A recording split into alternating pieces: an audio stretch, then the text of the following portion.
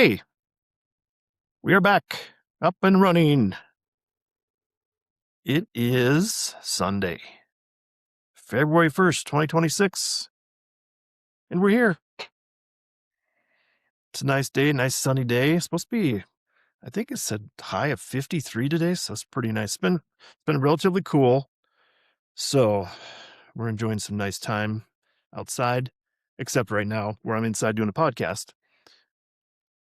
Thus, welcome to the podcast, the Colonel and the Kid podcast. I'm your host, Greg Heitmann, the Kid, and the Colonel Edwin P. Hagen Jr., my grandfather, my maternal grandfather, my mom's dad.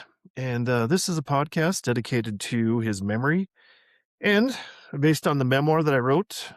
It's called The Colonel and the Kid, a memoir. And it's about my relationship with my grandfather, Grandpa, as I called him. A lot of people call him the Colonel.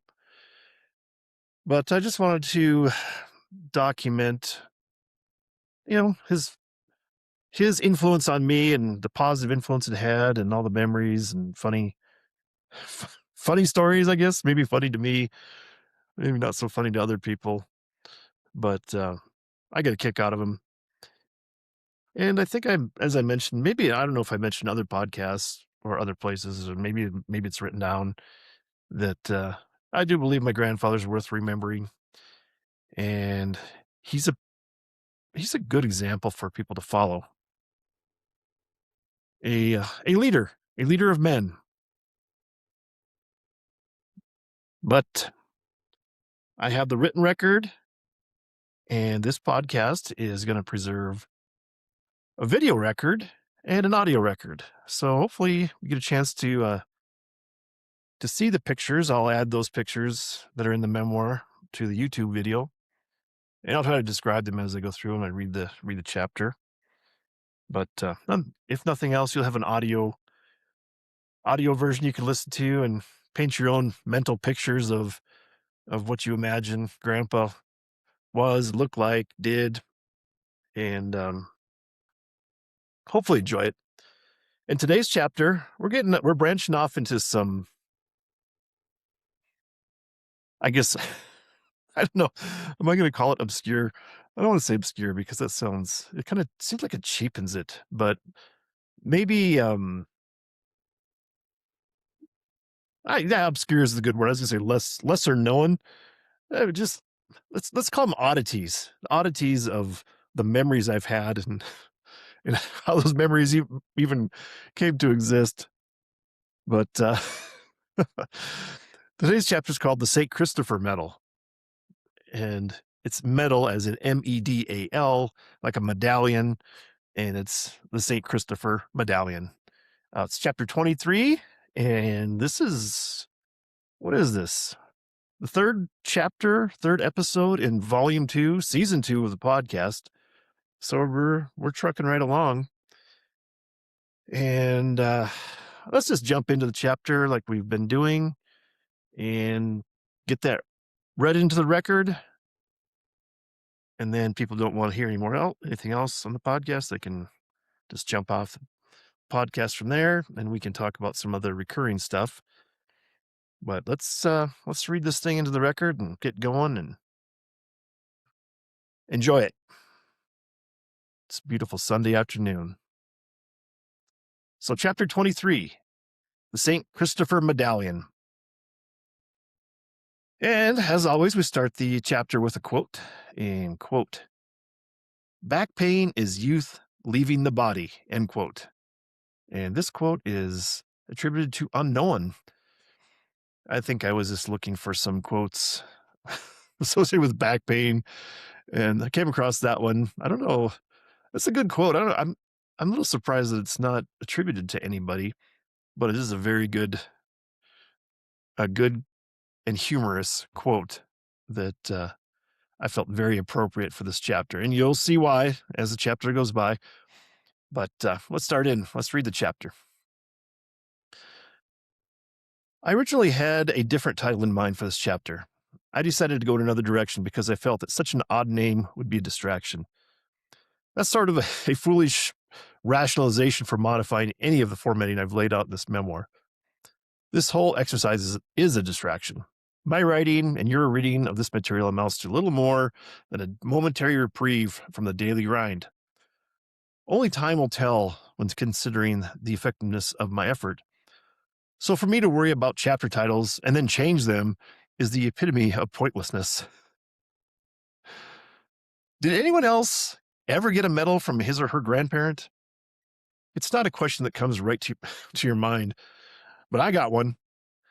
The St. Christopher medallion I carry in my pocket today isn't the one Grandpa gave me. It's smaller and it rides shotgun in my front left pocket every day with an elk ivory from the 2018 bull elk I harvested. What is an elk ivory? That's a question some of you are probably asking. Elk have evolved over a few thousand years, and they used to have a pair of ivory tusks curling out of their mouths. And if you could see them, if you're watching the video podcast, you can see I'm kind of indicating with my hands here that there's tusks that come out of the mouth. The only vestige left of those tusks is a pair of small ivories on the roof of an elk's mouth. One of the last pieces of ivory a person can legally own and collect in the modern world. So here we have the first photo of the chapter. This is a pretty short chapter and not even a lot of photos, so this should go by very quickly, actually. So this is a good photo. And this is, let me read the caption, then I'll describe the photo. Photo of a recently purchased replica St. Christopher medallion and chain, similar to what I remember Grandpa handing out to the grandchildren in the 1970s. So this photo, it shows a picture. It's really crisp photo. I'm pretty sure I took it with my iPhone. But this medallion, I think I just searched on Amazon.com, found one that reminded me from my memory of what Grandpa had given grandkids.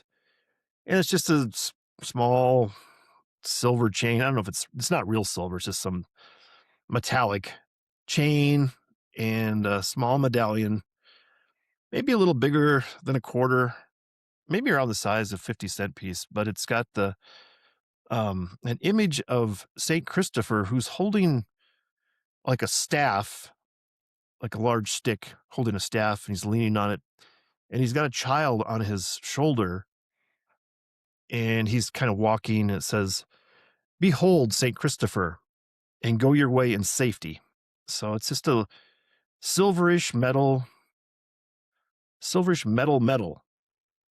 with a silver metal chain, and it's still in its little jewelry type container, little flip up box, about the size of about the half the size of a smaller or medium sized iPhone container, and like a little jewelry, like maybe a ring box or something you'd get. And I never did find the uh, the original St. Christopher medal, so I bought one to replace it for the memoir specifically. But I did well. Let me continue on here, and I think we got another photo, the second photo, before we get back to the chapter. In this second photo, I'll read the caption here and then try to describe a little bit. Photo of St. Christopher medal and elk ivory with a $quarter for a size reference. Elk ivories are trophies. That's all that's left of the ancient ivory tusk that elk brandished a few thousand years ago. So this little photo on here, it's just I have a little, like a brand new a $quarter with George Washington image on there, and then I'm trying to show the size of what the elk ivory and what this little medallion looks like, and this is the medallion that Angela gave me, and I carry that around in my pocket for luck. It's the replacement St. Christopher medal. It's got that same image of a man. This is a man holding the staff, wading through water, and then he's got a child on his shoulder, and that's because St. Christopher was the patron saint of travelers, I guess, and helped protect them. And then there's another little piece of material people might not recognize if they didn't read the caption or understand the story or read the rest of the chapter here, but it's a piece of elk ivory. Well, it is elk ivory, and it's like a tooth, but it's made of ivory that comes out of an elk's mouth when you harvest an elk. That's one of the trophies you can get out of it. It's just it's the little small piece of ivory that's evolved over the years and disappeared into the roof of the mouth of an elk. They used to use them for fighting, I guess, before their antlers grew big, and maybe rooting around like wild pigs. I think have some tusks sometimes, and they dig through the soil and uproot, root around, if you will, to root up the roots to be able to eat them. But this is an elk ivory, and it's just that creamish color, white, bonish type material, and you can see where some of it's worn away and discolored. Typically, they get like brown rings on them as they age, and the ivory decays as the bacteria eats away on them, and they leave stains on their teeth, little like almost like rings in a tree. It's kind of hard to describe, but this, as you can see from the size reference here, that's a little bigger than quarter. You know, it's a little thicker, but it's a very neat trophy I carry around in my pocket along with the St. Christopher medal, just for good luck. But back to the chapter. I don't know what happened to the St. Christopher medal Grandpa gave me. When I was about 7 or 8 years old, he gave one to each grandchild. I'm not sure what inspired Grandpa to hand out the medals. St. Christopher is the patron saint of travelers, and the grandkids had multiple hour car trips to come visit. Maybe that was the idea behind his gift. Grandpa wasn't religious as far as I ever knew. He was a Lutheran. I'm pretty sure he was in the church for my confirmation in Groton United Methodist Church. He was not a Catholic, which I would think might be more akin to providing religious iconography to family members, and thus a St. Christopher medal. And here I have a picture of Grandpa. I don't think I've shown a picture of Grandpa for a while, but Grandpa's included in this photo, and I'll read the caption and try to describe.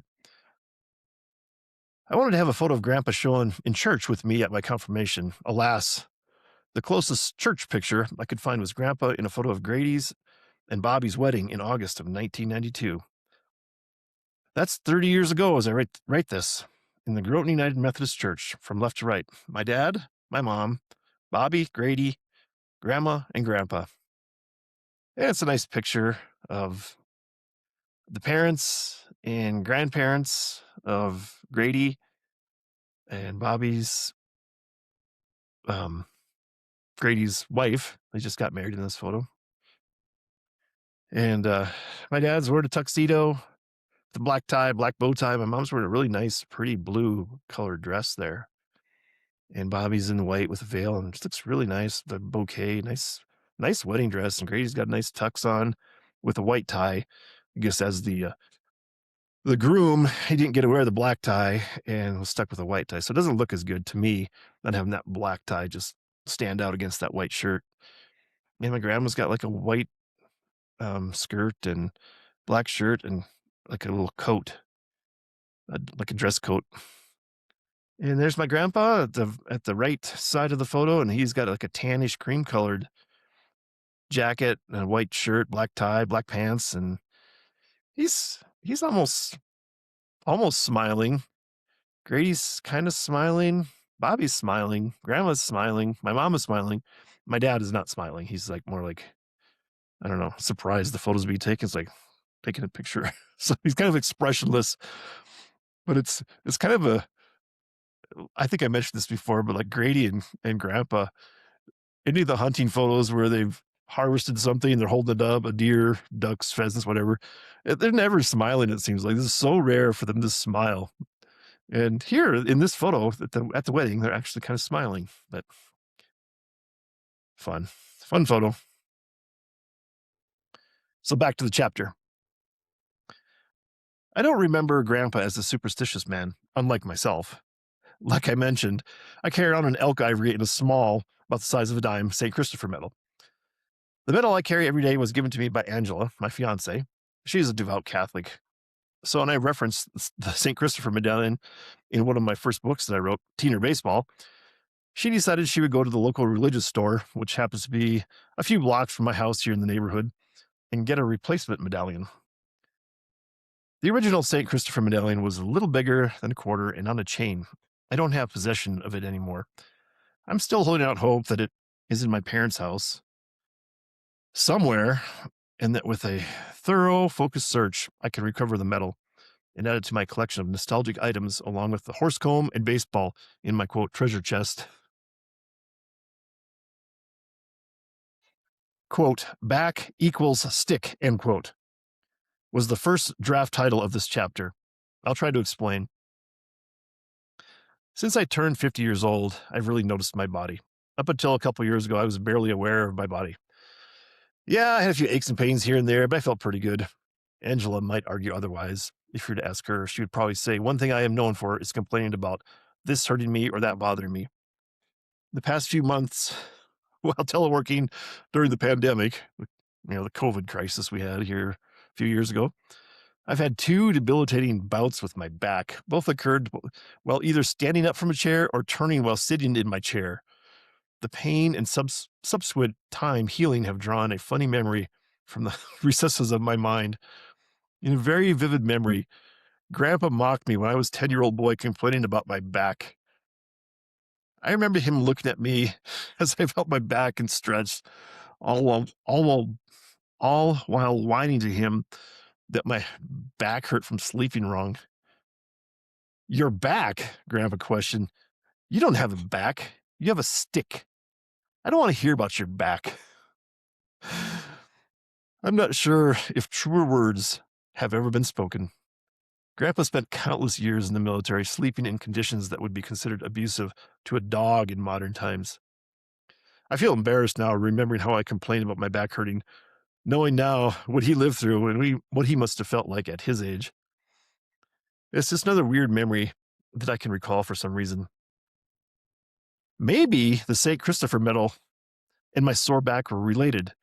It could be that the chain and medal around my neck put my spine out of alignment. If only we could verify such things. And as usual, we end the chapter with a quote. Quote, leave me with my memories, with my true, beautiful memories, end quote. And that's from famous American writer Ernest Hemingway from short story Winner Take Nothing. So that's it. That's the chapter for today. The St. Christopher Medallion. And I think I had that written wrong in my notes that I think I just called it the St. Christopher medal, but I should clarify that with medallion because if you say medal, like I said, it can be confused between METAL and MEDAL. This is a MEDAL medallion. But I think I wanted to comment on something else here. I'm scrolling through the story, trying to remember what it was that I wanted to maybe discuss a little bit further. Nope, that's it. Let's call it good. That's the chapter for today. And I'll put the photos. There's 1, 2, 3 photos from this chapter, and I'll get those put into the YouTube video if you want to see what I'm trying to describe in the podcast. But good short chapter today. And probably wrap it up kind of early because got a lot of stuff going on today.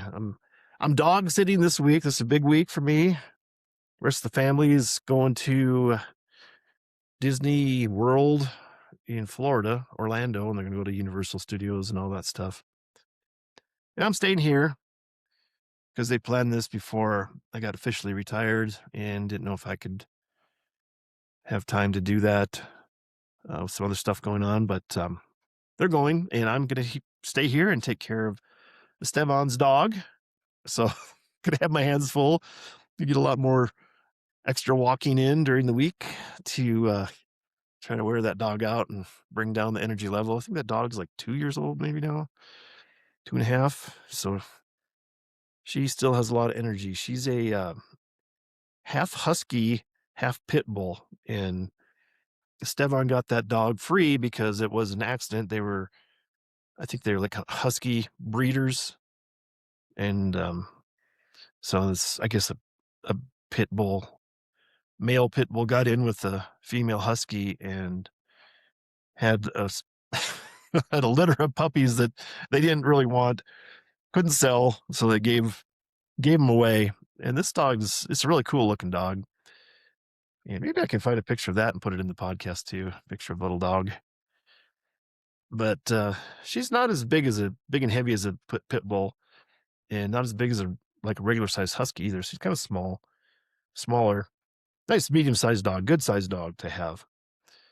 So, but lots of energy, just unbelievable amounts of energy. I mean, that's I think typical with a lot of younger dogs, but it seemed like the huskies. So I've read and understand that they have so much energy. And just talking to some people that have stopped me and said that's a cool looking dog when I'm out taking her for a walk. And they warned me that they have a lot of energy, these huskies. So be doing that all week. And in the meantime, I'm preparing to do a podcast or more podcasts this week, maybe 3 or 4, since I'll be here by myself, just with the dog. And in between walks of the dog, I can get up before the camera and finish reading some of these chapters in to the record and getting them out there for people to enjoy. I say that seriously. Hopefully you enjoy this and can appreciate some of the history of my family. But that's the plan for the week. See how it goes. See how exhausted I am by the end of the week of trying to manage that dog.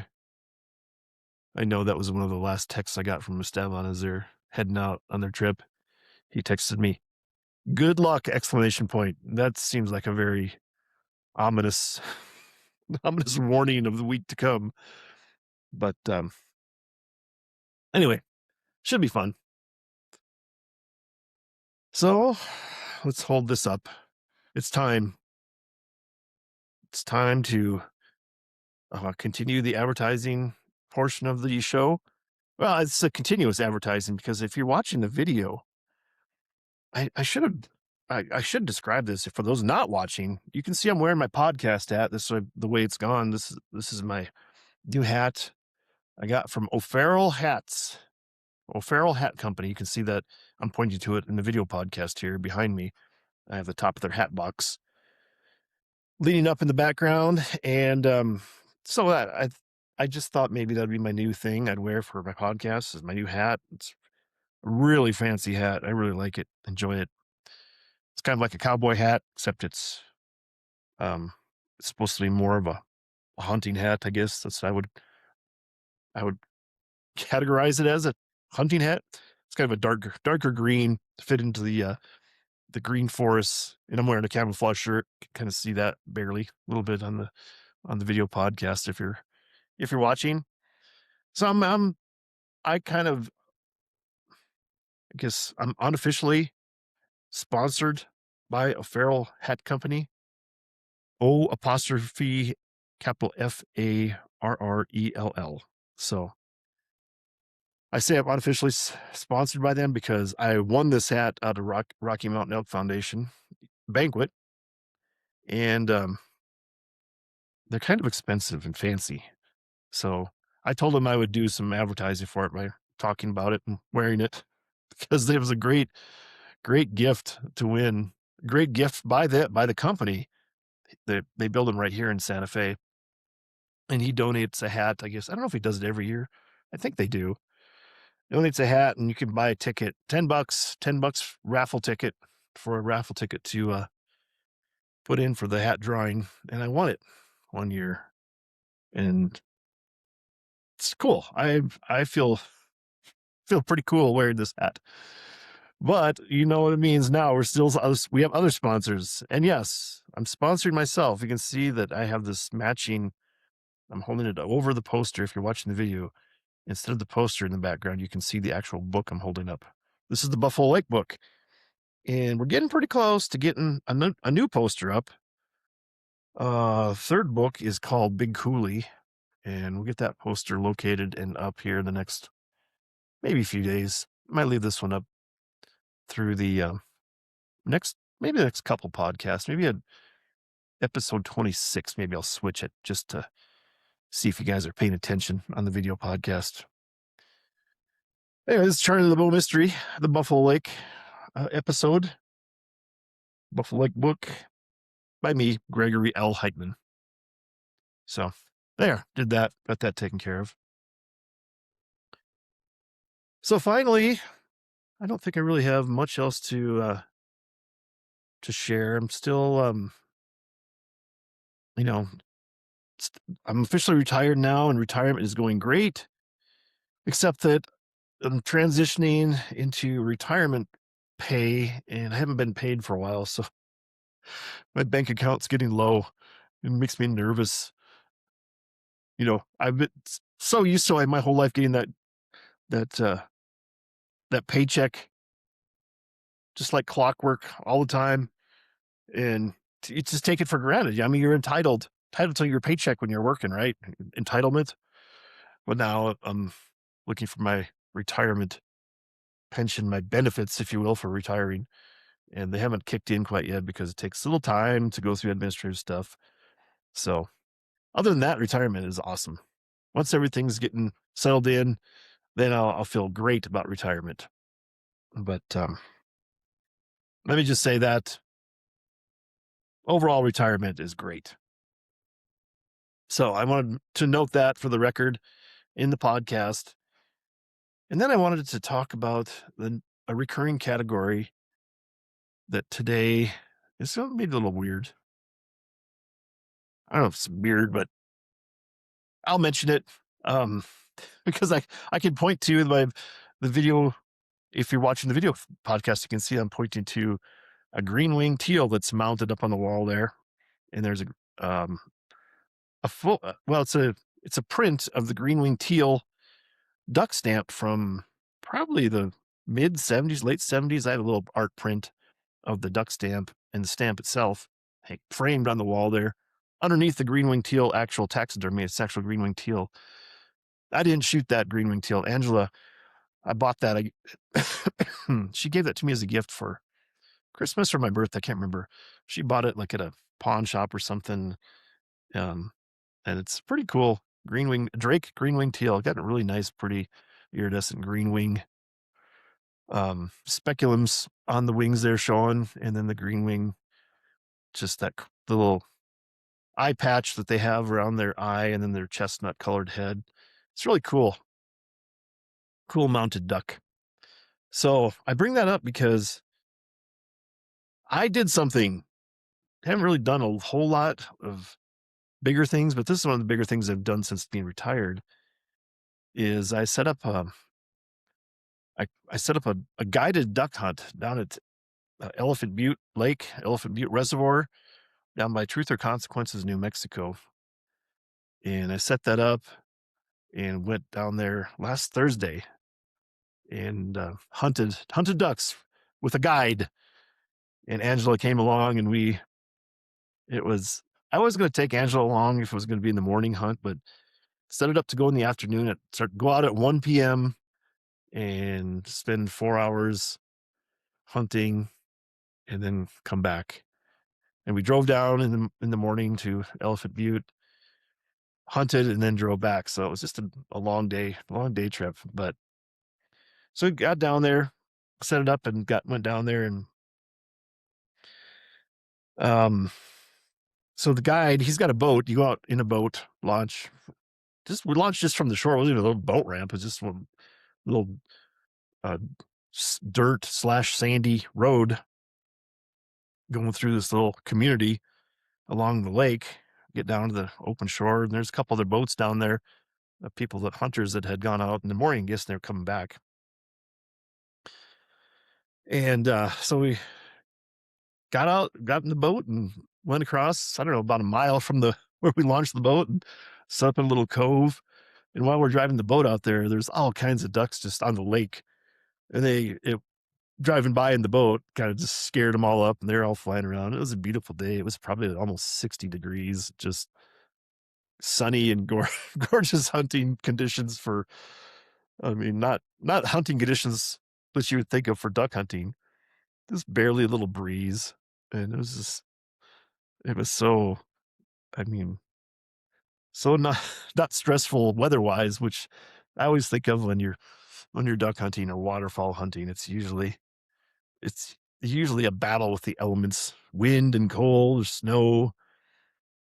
Um, Hey, sometimes in my experience, there's been some bluebird days, as they've been called, which is beautiful days, but few and far between up in South Dakota. And down here in the in the high desert, uh, s- sort of southern New Mexico, in the end of January, it was I think it was, what was it, the third to the last day of the hunting season. So today's, well, no, the duck season ended yesterday, January 31st down here. Well, in the south part of the south zone of New Mexico. Yesterday was the last date. So I didn't do any hunting, didn't do any waterfowl hunting this year at all until, no, last Thursday here. And it was fun. We got, um, I think the guy had 30 decoys and a couple spinner, these mallard type decoys, and you put them on a little stake and they have a little battery and the wings spin and flutter and look like ducks on final approach, and they're just flapping their wings and settling into the water. So you had two of those spinners and 30 floating duck decoys in this little cove just along the reservoir there.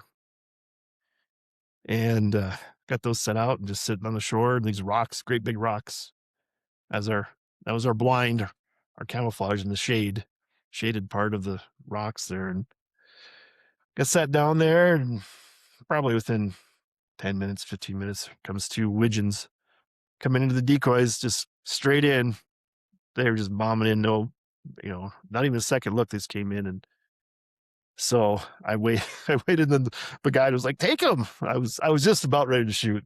He couldn't see me. He was kind of behind the rock, and I guess he was um, maybe mystified why I wasn't shooting, but I just let him get on all really pretty close, probably only about 25 yards.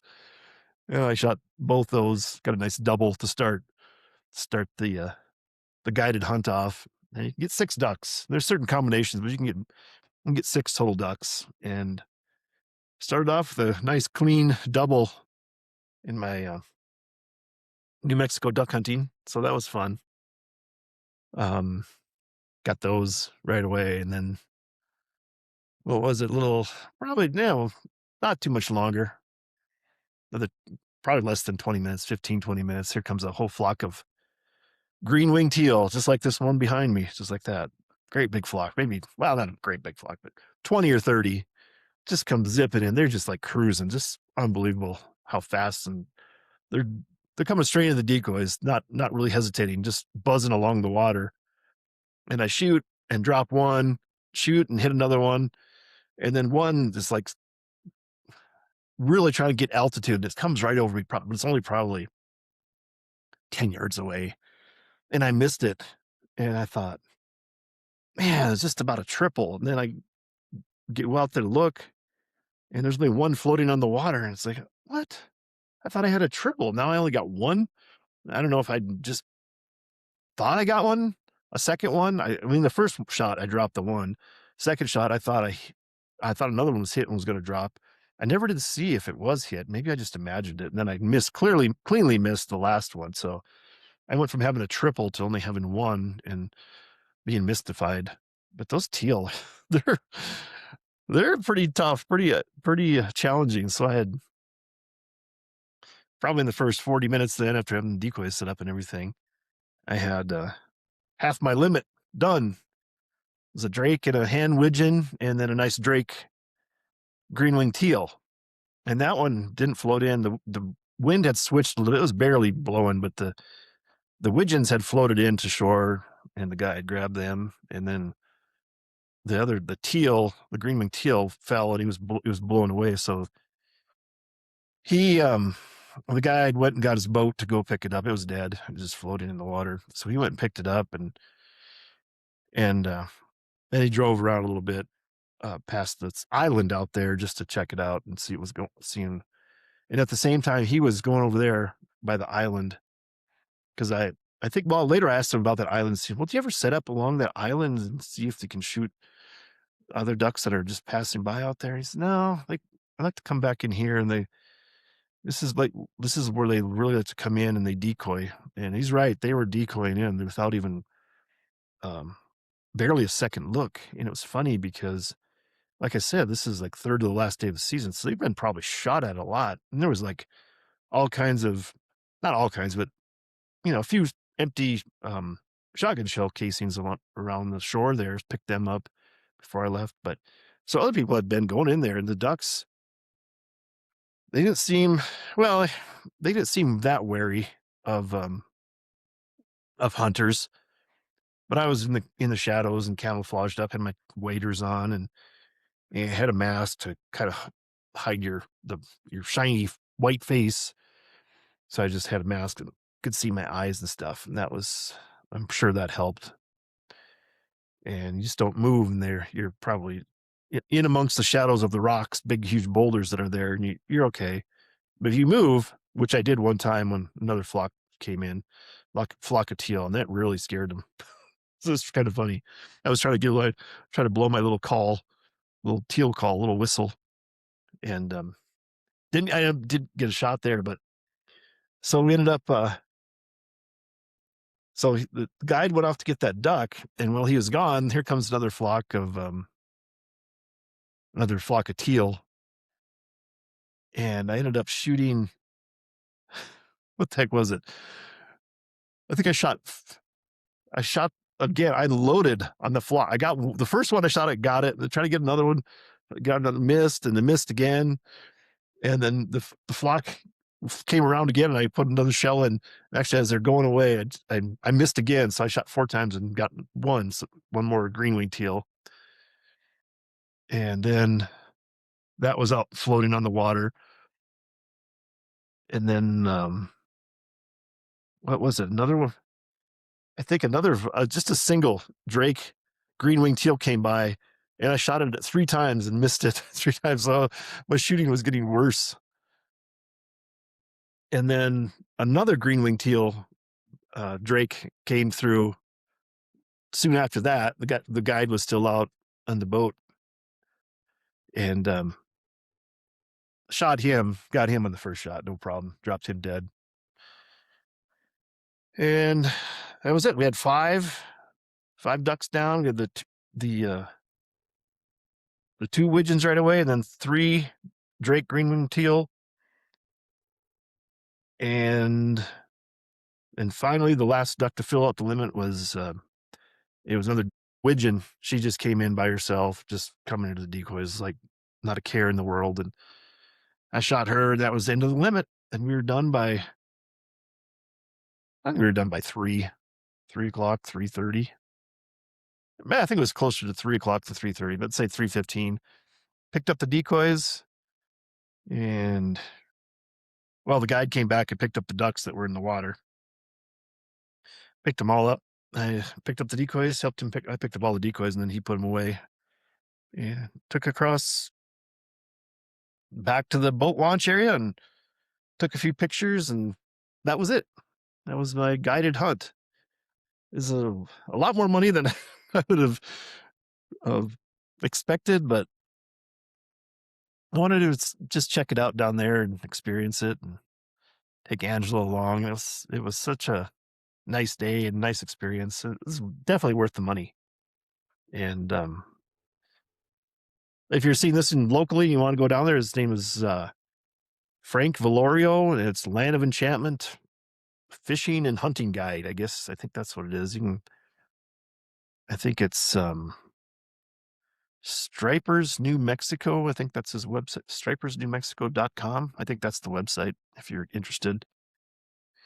Not sure. Maybe my picture will be on there with the ducks I got, but I'll post a video, or not a video. I'll post a picture of the harvest of the ducks. We had them lined up on the boat. Like I was in the boat, and you can see the buttes in the background, the reservoir. It's a really cool picture in the sun. Well, the sun going down in the west, and we're looking towards the sun, so the sun's really illuminating everything pretty cool at that time of day and stuff, and the water in the background, and it's really, really nice. Very memorable. I just really enjoyed it. So got that done. I didn't wear my new fancy cap. It was probably too fancy to be taken out in the field and hunted under, but I just wore a baseball cap, camouflage baseball cap. Yeah, it worked great. Maybe I'll take I think I have a picture of that with me with my mask on, and of course I made a joke that was unappreciated by the audience, the guide, and Angela while we were there. I said, "Well, I got a face mask and a gun. Maybe we should, go round up some illegal immigrants like ICE." So, nope, very unappreciated joke. I thought it was hilarious, but anyway, I apologize for that joke. For those of you that need to be apologized to for so sensitive, but I thought it was funny. And again, I'm not embarrassed by my joke. All jokes don't land perfectly, and that one may not have landed, especially given the situation up in Minneapolis, Minnesota, the land of 10,000 mistakes up there. So anyway, I will wrap it up. I think maybe we can get under 45-minute podcast today, and I can get out and go to the grocery store first, and then I'm gonna go pick up the dog and bring the dog back and go for a walk with the dog and see how that goes. More to report on that coming up in future podcasts. And we have chapter 24. Let me check and see what the next chapter is. I think it is chapter 24 is called The State Bee Tourney. And that is about the state basketball tournament in South Dakota and how my grandpa and family enjoyed basketball, and the state tournament was a big deal back when I was a kid. I think it's still a big deal in a lot of places. A lot of states have a real passion for basketball and high school basketball. That's what this is about. And just a fun time. I have fun memories of that, interesting memories. So chapter 24, the state bee tourney, that'll be the next chapter, and we can get that put in the record this week and see what else is going on. I think I might have some other recurring things I want to talk about that I've skipped over to get to the duck hunt. That was a big thing I wanted to talk about today, but I did have some other stuff that I did something, and I think I forgot to do that with the actual motion of that recurring segment when I try to proclaim. If you're watching the video, I hold up my finger and say, "I did something," and then extend my finger up higher because like I'm holding a one, like I want attention or I'm making a bid at an auction. I did something. It's really one of my top 5 favorite segments I continually do here. And I don't know if I have 5 other recurring segments. I have verbal abuse. I did something. Music update. I don't know what else I got. NFL update. I probably do have more than 5, but no NFL update. Super Bowl. This is a week from today. The Super Bowl will be played. So maybe next Saturday or sometime before next Sunday, maybe I can get Garrett and AJ on. We could do a little Super Bowl discussion about the NFL and discuss the other Minnesota Vikings news. There was some very exciting news on Friday that the Vikings fired their general manager, which I had been calling for quite a while and throughout the podcast. And I have concluded that the Vikings ownership and other executives in the Minnesota Vikings football executive suite, they must listen to the podcast because they did finally take action and fire Quessy Adolfo Mensa was his name. And I don't think he was ever appropriate hire. I think he was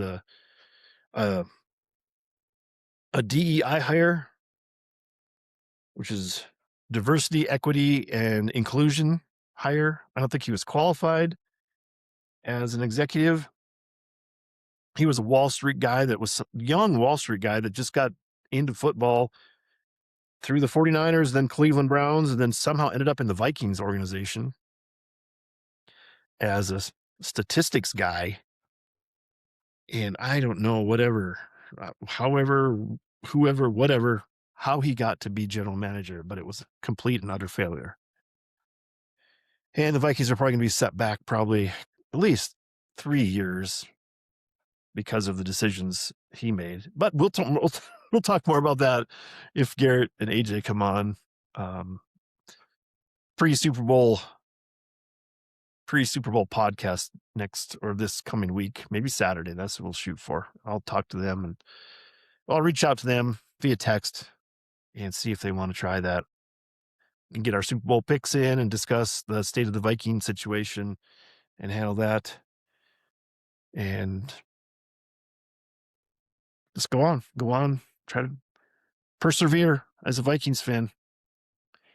Anyway, I didn't get done before 45-minute mark on this thing. I blabbed on too long because of the NFL update. So let's wrap it up. We'll wrap it up here and we will sign off and continue the day. Get out there and enjoy this beautiful winter weather. As if you're watching the video podcast, you can see that I'm putting quotes around winter weather because it's going to be mid 50s today down here. It's just beautiful, sunny. So anyway, I'm going to sign off. We'll say goodbye. We just say see you later. And as usual, we always say be assertive, be positive, and be proactive. Take care and take control of your life. You decide, you take action. And with that, we sign off and say knock, and the door will be open to you. Seek and you will find. Ask and you shall be given. That's it for the podcast. See you next time. Have a good rest of your weekend, and talk to you soon.